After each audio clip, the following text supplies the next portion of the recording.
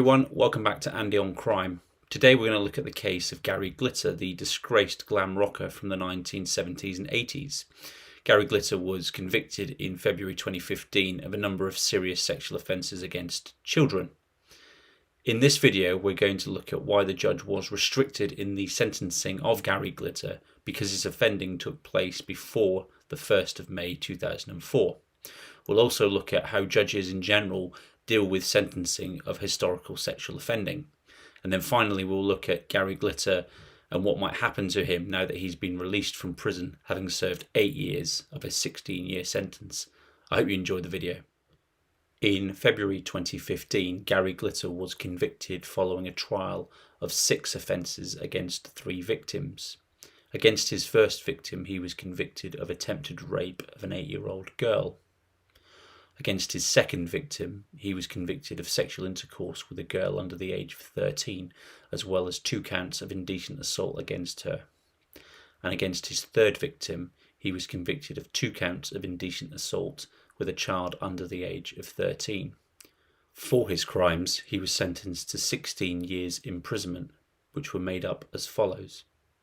On count 1, the attempted rape against an 8-year-old girl, he was sentenced to 7 years imprisonment to run consecutively to the other charges against the other victims.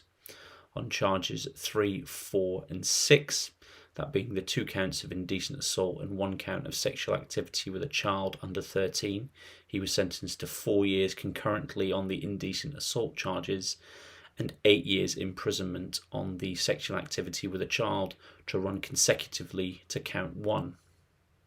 On charges 9 and 10, which were charges of indecent assault against another victim under the age of 13, he was sentenced to 12 months concurrently to each other, but also consecutive to counts 6 and also count 1.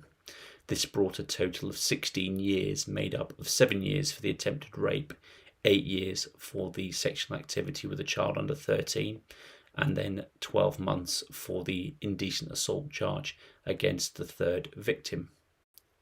So how does the court deal with historic sexual offending? Any sexual offending prior to the 1st of May 2004 is dealt with by the Sexual Offences Act of 1956. And any offending that takes place after the 1st of May 2004 is dealt with by the Sexual Offences Act of 2003.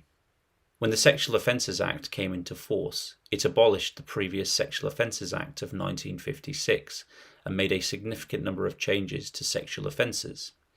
This included a redefinition of the offence of rape, the removal of certain offences such as indecent assault, and the creation of new offences such as sexual assault and specific offences relating to children. It also included the increase of the maximum sentence for certain types of offending, which had been considerably lower under the old Act. As Gary Glitter's offending was prior to the 1st of May 2004, his offences were charged under the Sexual Offences Act of 1956. The fact that he was charged under the old Act meant that the judge was limited to the statutory maximum sentence that was available to him at the time the offence was committed and not the date of sentencing. So the statutory maximums were as follows. On charge 1, attempted rape, at the time of offending, the maximum sentence was 7 years imprisonment, which was the sentence that he received. If it was now charged under the Sexual Offences Act of 2003, that offence would be called rape of a child under the age of 13, and the maximum sentence for that offence is life imprisonment. For charges 3 and 4, which were indecent assault on a child under the age of 13, the maximum sentence available at the time was 5 years imprisonment.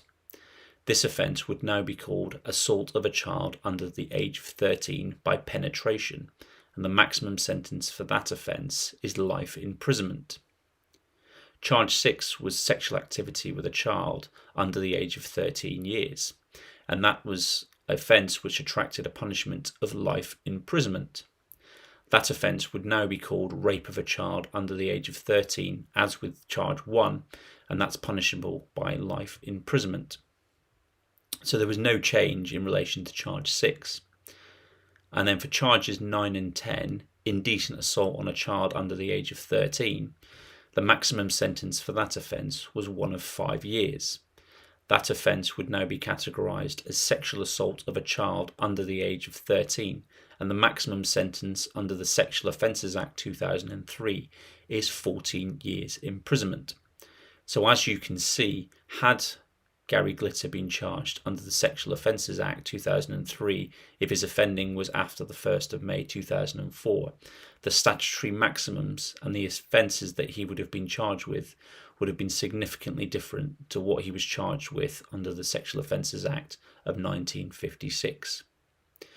So let's move on to talk about the sentencing considerations when dealing with historic sexual offending.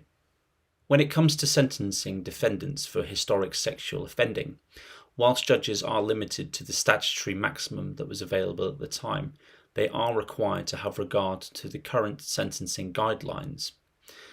Now, modern sentencing is based upon placing the offending within a category which will attract a starting point and a range which the judge can consider mitigating and aggravating factors to determine the overall sentence. And the Sexual Offending Sentencing Council guidelines are widely available, and they look at two things, which is harm and culpability.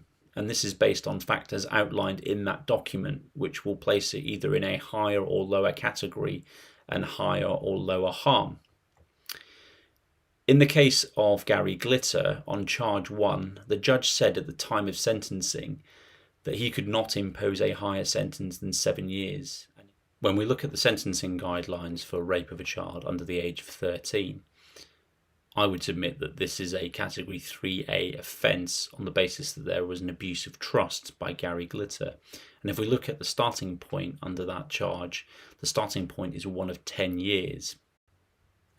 If we then go on to look at charge 6, which was previously charged as sexual activity with a child under 13 and would now be the same as count 1, rape of a child under the age of 13, that would also attract a starting point, as I believe it would be a 3A offence at minimum. It would attract a starting point of 10 years. If we then go on to look at charges 3 and 4, which would now have been charged as assault of a child under 13 by penetration, if that was also categorised as a 3A offence, that would attract a starting point of 6 years. And finally, if we look at charges 9 and 10, which were previously charged as indecent assault, these would now be considered sexual assault of a child under 13, and the starting point for those offences would be one of 1 year concurrently. Applying the same consecutive sentences that the judge did in the original case, the likely minimum sentence that would have been enforced if Gary Glitter was prosecuted under the new Sexual Offences Act 2003, he would likely have been given a sentence of 21 years. And in addition to that, given the severity of the offending and the ages of the victim, it is likely that he would have been given an extended sentence, which means that he would have served 2/3 of his sentence in prison before being eligible for release, rather than being released at the halfway point. And in addition to that, he may have had to serve additional time on licence over and above the sentence of 21 years. So to summarise, had Gary Glitter's offending occurred after the 1st of May 2004, he would have been charged under the Sexual Offences Act 2003, and this would have meant that the statutory maximum sentences for his offending would have been higher than what they were under the Sexual Offences Act of 1956. That means that he would likely have still been serving a prison sentence, and he also would potentially have been subjected to an extended sentence, which meant that he would have served 2/3 of his sentence as opposed to being released halfway. So what will happen to Gary Glitter now? Well, he's been released on licence, having served 8 years of a 16-year sentence.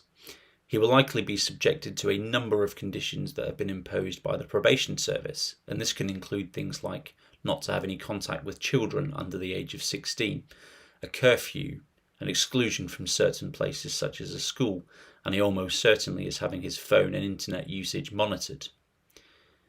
If he breaches any of these conditions, he can be liable to recall to prison, where he may spend the rest of his sentence behind bars.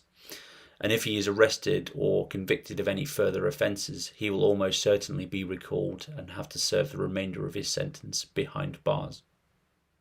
Thanks for watching. I hope you enjoyed this video and found it informative. If you do have any comments, please post them down below.